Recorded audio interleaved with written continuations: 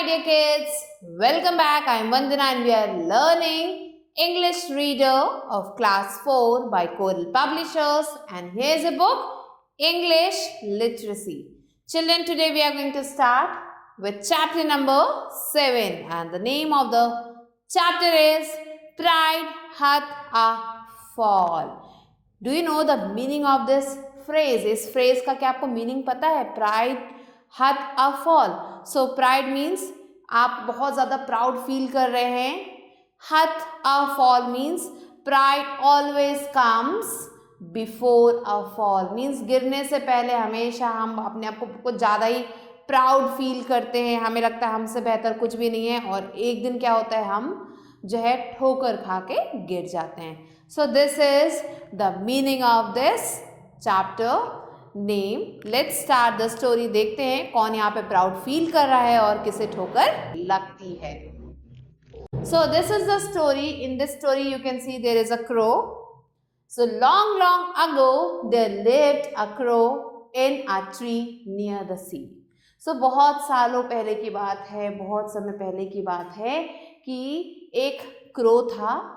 वो कहाँ रहता था? एक पेड़ पे रहता था. और वो पेड़ कहाँ था? सी मीन्स समुद्र के पास था. The crow was very proud of his power. Crow जो था वो बहुत ज़्यादा प्राउड फील करता था. वो बहुत ज़्यादा किस बारे में प्राउड फील करता था? अपने पावर के बारे में, कि मैं बहुत ज़्यादा शक्तिशाली हूँ. अबाउट इट्स कलर, वो अपने कलर के बारे में भी सोचता था. एंड क्लेवरनेस, अपनी चालाकी के ऊपर भी प्राउड फील करता था. तो तीन चीज़ें थी जिसमें बहुत ज़्यादा प्राउड फील करता था, अपने पावर, कलर और cleverness. One day he was hopping along the sea in search of bugs to eat. तो एक दिन क्या हुआ, वो समुद्र के किनारे बग्स को ढूंढ रहा था खाने के लिए. तो वो हॉप कर रहा था बीच पे. Just then a flock of geese flew down to the sea for a bath. So अचानक से क्या हुआ, थोड़ी देर में जैसे ही वो घूम रहा था वहाँ पे, तो अचानक से गीज का एक ग्रुप, फ्लॉक मीन्स ग्रुप, बहुत सारे गीज का एक ग्रुप जो है वहाँ पे आया सी में. क्या करने? बाथ लेने, मीन्स नहाने आया. वो अपना पानी में एंजॉय करने आए. When the crow saw them, he made fun of them, saying, "How clumsy and large you look." So अब जब क्रो ने देखा कि वहाँ पे कुछ ग्रुप ऑफ गीज आए हुए हैं, तो उसने क्या सोचा कि चलो इनका मजाक उड़ाता हूँ. उसने बोला कि तुम लोग कितने क्लमजी, कितने गंदे दिखते हो, कितने बड़े दिखते हो.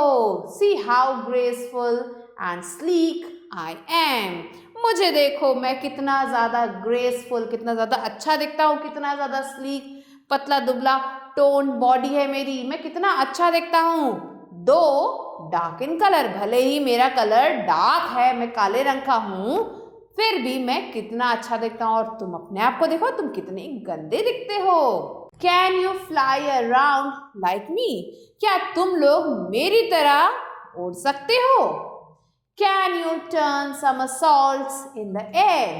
क्या तुम मेरी तरह, somersaults मीन्स आपने देखा होगा कि बहुत सारे लोग कलाबाजियाँ खाते हैं. आपने देखा होगा ना, लोग जो है कभी हेड के पैर ऊपर, हेड नीचे करके बैठ बहुत सारे एक्सरसाइजेस करते हैं. तो क्या तुम मेरी तरह एयर में ऐसी कुछ कलाबाजियाँ कर सकते हो? Can you at least sit on a telegraph pole? क्या तुम मेरी तरह टेलीग्राफ पोल पे बैठ सकते हो? हा हा हा, how disgraceful you guys look with your clumsy bodies. तुम कितने खराब दिखते हो, तुम सब बहुत ही गंदे दिखते हो, तुम्हारी बॉडी कितनी गंदी है, अजीब सी है. सो अब इस पैराग्राफ में क्रो ने जो है उन सारे गीज का बहुत ज़्यादा मजाक उड़ाया. The geese did not utter a word and went on enjoying their bath. अब ये सारी बातें उन्होंने सुनी गीज ने, लेकिन उन्होंने एक भी शब्द नहीं बोला. अटर अ वर्ड मीन्स एक भी शब्द ना बोलना. सो एंड वो क्या करने लगे, अपनी बात को एंजॉय कर रहे थे. The crow got irritated. अब ये सब देख के क्रो की, अरे मैं इनसे इतनी सारी बातें बोल गया, इनका एक भी रिप्लाई नहीं आया. तो अब ये सोचते सोचते वो क्या फील करने लगा? इरिटेटेड फील करने लगा, उसे गुस्सा आने लगा क्रो को. Actually he was in a mood of picking up a quarrel. तो यहाँ पे जो क्रो था वो किस मूड में था? उसका मूड था कि मैं जल्दी से क्वारल मीन्स झगड़ा शुरू कर दूं। अगर ये मुझे रिप्लाई करेंगे फिर मैं कुछ बोलूँगा, फिर वो कुछ बोलेंगे, फिर मैं कुछ बोलूँगा, तो इससे क्या होगा? झगड़ा बड़ा होगा, मुझे बहुत मज़ा आएगा। तो ये क्रो जो है ऐसा सोच रहा था। But the geese did not पे any heed to his comments. लेकिन जो गीज थे उन्होंने क्या किया? बिल्कुल भी उस क्रो के कमेंट्स पे ध्यान नहीं दिया। बिल्कुल भी ध्यान ना देना is heat. He tried to provoke them in several ways, but in vain. अब क्रो ने बहुत सारे तरीके अपनाए उन्हें प्रोवोक करने के लिए, उन्हें उकसाने के लिए, लेकिन जितने भी तरीके उसने अपनाए सारे वेल में गए, सारे जो है पानी में गए। किसी भी तरीके का कोई भी फर्क नहीं पड़ा उन ग्रुप ऑफ गीज पे। At last the crow lifted his wings. अब लास्ट में क्रो ने क्या किया कि जब ये मेरी बात सुन ही नहीं रहे हैं तो वो क्या करने लगा? उसने अपने पंखों को उठाया and flew straight into the air, और हवा में सीधा उड़ने लगा। swoop down and then flew in wide circles. फिर swoop डाउन मीन्स नीचे की तरफ आया और फिर बड़े बड़े सर्कल्स में उड़ने लगा। sat on the stump of a palm tree and cawed lustily. और फिर वो जाके एक पाम ट्री तक वहाँ जाके बैठ गया और वहाँ से काँव काँव आवाज़ करने लगा। कैसे? लस्टली मीन्स बहुत ही ज़्यादा, आप कह सकते हो proudly. He entertained the watching geese with all the acrobatics he knew. उसने क्या किया? उसको जितने भी कलाबाजियाँ आती थी, एक्रोबैटिक्स मीन्स कलाबाजियाँ आती थी, वो सारी करके उन गीज को दिखाई, उन्हें एंटरटेन किया। Then he flew down to the geese with a grin on his face. अब जो है ये सब कुछ करने के बाद उसने अपने आप को पूरा शो ऑफ किया उसने, और फिर वो उन गीज के पास पहुंच गया। Did you see that? क्या तुमने देखा? He said, this is what I call graceful flying expected from birds like us. तो क्रो ने कहा, तुमने देखा मैंने जो किया अभी, मैंने कितना अच्छे से उड़ान भरी, कितनी सारी कलाबाजियाँ खाई, एक्रोबैट्स किया, इसी को ही तो कहते हैं ग्रेसफुल फ्लाइंग, जो हम बर्ड्स को करनी चाहिए और तुम नहीं कर सकते। Now let's see what you guys can do. चलो देखते हैं अब तुम लोग क्या कर सकते हो। मैं तो इतनी सारी चीज़ें कर सकता हूँ, तुम क्या कर सकते हो वो देखना है। Will any of you come out and fly with me? क्या तुम सब में से कोई एक भी मेरे साथ फ्लाई करना चाहता है? So we can see who is the best, ताकि हम देख सके हम दोनों में से कौन है बेस्ट। आप गीज बेस्ट हो या मैं क्रो बेस्ट हूँ। He challenged the geese. अब उसने क्या किया? गीज को चैलेंज दिया। The geese were silent as before. गीज जो अभी भी शांत थे पहले की तरह। At last a goose slowly waddled forward. So थोड़ी देर बाद क्या हुआ? एक गूस जो है उस ग्रुप में से आगे की तरफ बढ़ा। I am ready to fly with you. मैं तुम्हारे साथ उड़ने के लिए तैयार हूँ। He said, but I am an old goose and cannot fly for long. तो उसने बोला कि मैं एक बूढ़ा गूस हूँ, मैं तुम्हारी तरह बहुत देर तक नहीं उड़ सकता। हाँ, said the crow in disgust. I don't need lame excuses. Let us see what you can do. तो अब जय क्रो ने कहा कि ये जो तुम एक्सक्यूजेस कर रहे हो ना, ये लेम एक्सक्यूजेस हैं, इनका कोई भी मतलब नहीं है। जब कोई डरता है तो ऐसे ही एक्सक्यूजेस बनाता है। तो मैं चाहता हूँ तुम उड़ो और ऐसी एक्सक्यूजेस ना बनाओ, ऐसे बहाने मत बनाओ। The old goose said nothing. He flapped his wings and flew into the air and over the sea. अब जो ओल्ड गूस था उसने कुछ भी नहीं बोला क्रो की इस बात पे। उसने क्या किया? विंग्स को फ्लैप किया और हवा में उड़ गया ओवर द सी के ऊपर। The crow flew along with him. Crow भी उसके साथ उड़ रहा था। Passing comments on the way as they flew. और क्रो क्या करता? रास्ते भर कमेंट्स पास कर रहा था गीज के ऊपर जैसे जैसे वो रास्ते में आगे बढ़ रहे थे। They too flew on and on till they had left the land far behind. वो दोनों ही क्या करते गए, उड़ते गए उड़ते गए उड़ते गए, जब तक जो है लैंड उनसे काफ़ी दूर ना चला गया, ज़मीन उनसे काफ़ी दूर ना चली गई। The crow was getting tired. अब क्रो जो है थोड़ी देर हो गई थी, वो थकने लगा था। ही लुक डाउन, उसने नीचे देखा। क्या था नीचे? There was water all around, उसके चारों तरफ पानी ही पानी था। Only water and nothing else, सिर्फ पानी था और कुछ नहीं। ही गॉट टेरिफाइड, अब वो डरने लगा। Now he stopped passing comments on the goose. अब जो है जब उसे डर लगने लगा तो उसने गूज पे कमेंट पास करना बंद कर दिया।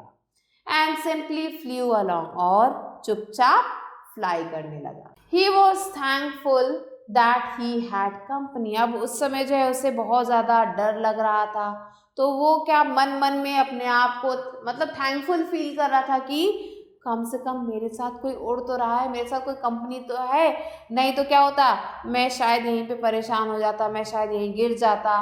बहुत सारे ख्याल उसके दिमाग में चल रहे थे। एज टाइम पास, जैसे जैसे समय बीत रहा था, the crow grew more and more tired. जैसे जैसे समय बीता, जो क्रो था वो और ज़्यादा थकने लगा। Till he could hardly flap his wings, जब तक जो उसके पंख जो है रुकने ना लगे। मीन्स उसके पंख इतने ज़्यादा थक चुके थे कि वो अब उसके पंख ऊपर नीचे नहीं हो पा रहे थे।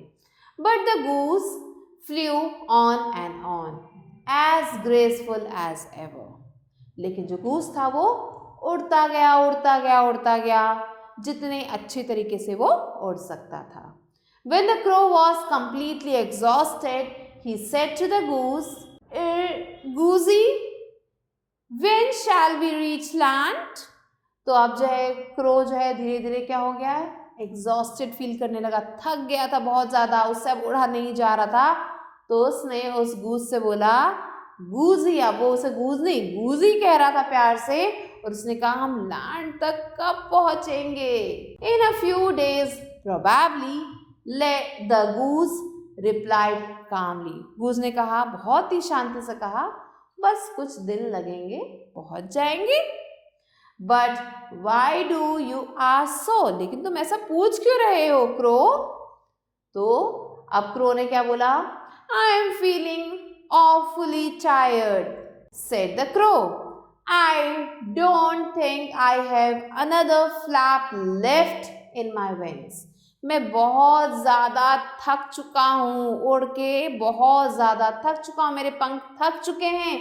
अब मुझे नहीं लगता कि मेरे विंग्स में एक भी फ्लैप बचा है, मैं एक बार भी अपने पंख को ऊपर नीचे कर पाऊंगा, मुझे ऐसा लग रहा है, मैं बहुत ज़्यादा थक चुका हूँ। So what? Why don't you try some of the acrobatics? अब गूज ने उसे रिप्लाई दिया कि तो क्या हो गया, तुम कुछ एक्रोबैटिक्स कर लो जो तुम कर रहे थे।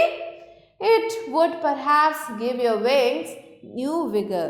हो सकता है ये एक्रोबैटिक्स करने से तुम्हारे विंग्स को थोड़ी ताकत मिले। The goose said smilingly. हंसते हुए, स्माइल करते हुए गूज ने ये बोला। But the crow was not even in a position to talk anymore. लेकिन जो क्रो था वो इतना ज़्यादा थक चुका था कि वो अब कुछ भी बोलने के पोजीशन में नहीं था। Seeing the pitiable condition of the crow, the goose heart filled with pity. So इस pitiable condition को देख के, इस कंडीशन को, दया वाली कंडीशन को देख के जो गूस था उसने, उसका जो दिल था वो दया से भर चुका था, पिटी से भर चुका था। Do one thing, said the goose kindly. Goose ने बहुत ही प्यार से क्रो से कहा, तुम एक काम करो, Sit on my wings and I shall fly you across the sea back to where we came from. तो गूस ने कहा कि तुम एक काम करो, तुम मेरे पंखों पे आके बैठ जाओ और मैं तुम्हें उड़ा के ले जाऊंगा सी के उस पार जहाँ से हम लोग आए थे। तो मैं तुम्हारी हेल्प करूंगा, तुम मेरे कंधे पे बैठ जाओ, मेरे पंखों पे बैठ जाओ। The poor crow was much ashamed of himself. अब जो है ये जब सुना क्रो ने तो उसको बहुत ज़्यादा शर्म आ रही थी अपने ऊपर. However, he had no other option but to accept the offer. लेकिन अब उसके पास कोई भी और चारा नहीं था, तो उसे क्या करना पड़ा? इस ऑफर को एक्सेप्ट करना पड़ा. He sat on the clumsy wings of the goose. जिन विंग्स को वो क्लमसी कह रहा था, बुरे कह रहा था, गंदे कह रहा था, उन विंग्स पे उसे अब बैठना पड़ गया. His head bent in shame. और जो क्रो था उसके जो सिर था वो शर्म के मारे नीचे झुका हुआ था. When they reached back home, जैसे ही वो लोग वापस घर गए, the geese waiting on land were surprised to see a humble crow sitting astride the old goose.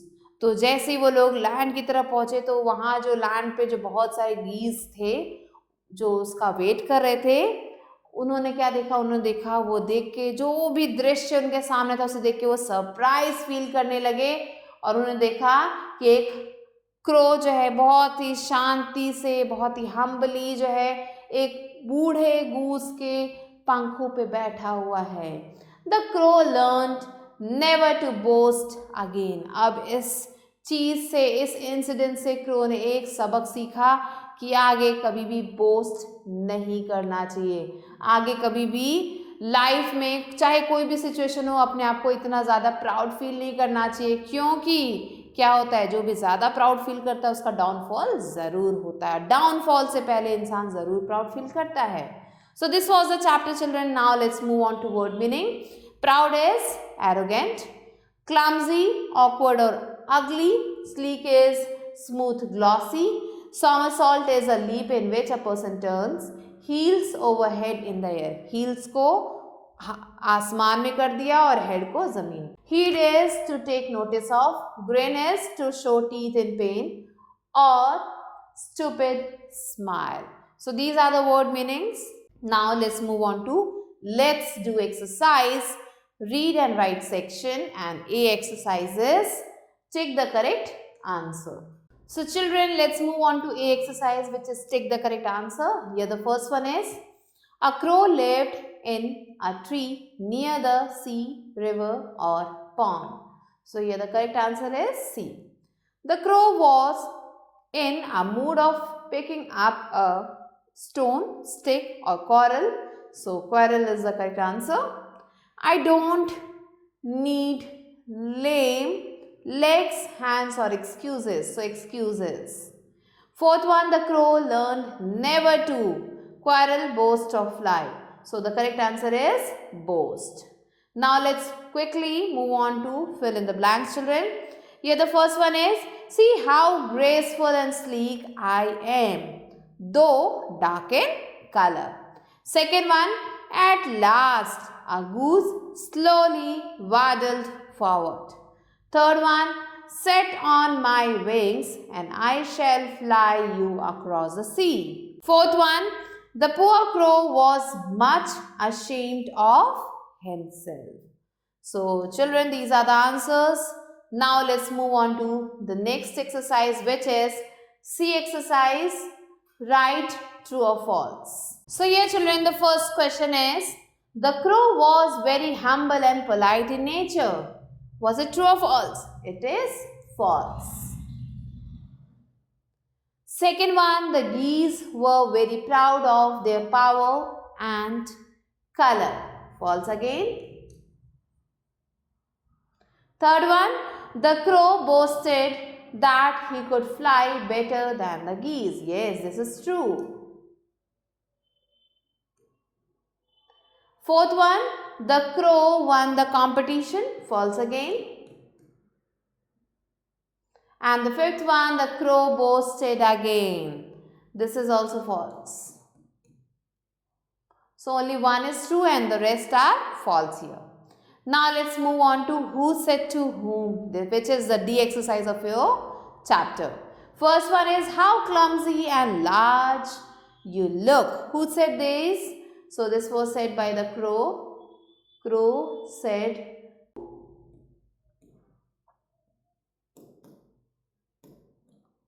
geese. Ha ha ha, crow